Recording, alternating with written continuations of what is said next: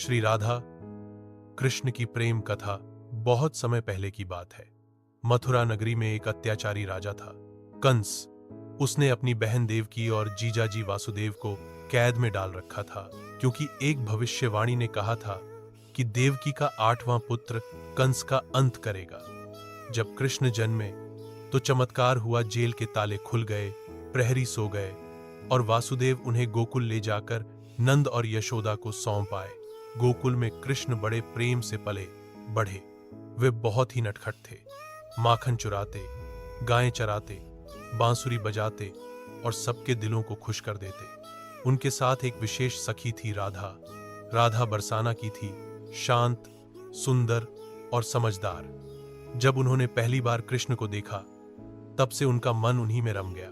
राधा और कृष्ण की दोस्ती बहुत गहरी थी। वे साथ में यमुना किनारे खेलते, फूलों की मालाएं बनाते, गायें चराते और झूला झूलते। जब कृष्ण बांसुरी बजाते तो राधा सब काम छोड़कर उनकी धुन में खो जाती। कृष्ण भी राधा की बातों में, उनकी मुस्कान में, उनकी नजरों में अपना संसार देखते थे।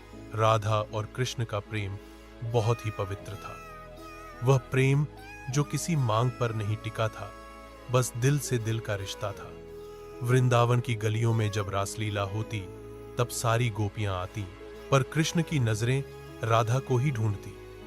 वे हर गोपी के साथ होते, पर राधा के बिना रास अधूरा लगता। एक दिन ऐसा आया जब कृष्ण को गोकुल छोड़कर मथुरा जाना पड़ा।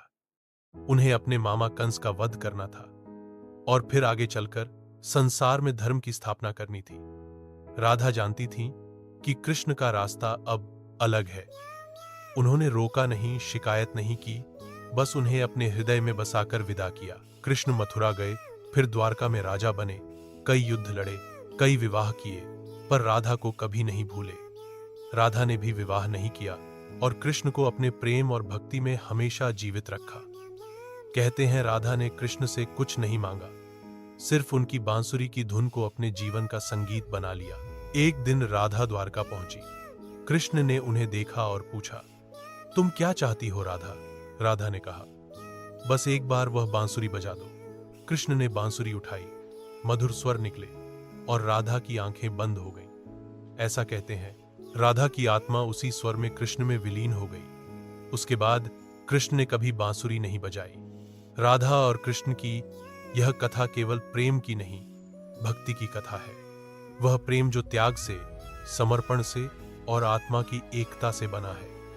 राधा ने हमें सिखाया कि भगवान को पाने के लिए राधा जैसा प्रेम चाहिए, बिना शर्त, बिना अपेक्षा, बस संपूर्ण समर्पण।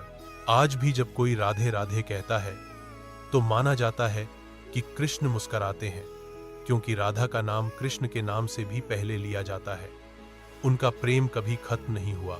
वो आज भी वृंदावन की हवा में, बांसुरी की तानों में और भक्तों की भक्ति में जीवित है। जय श्री राधा कृष्ण।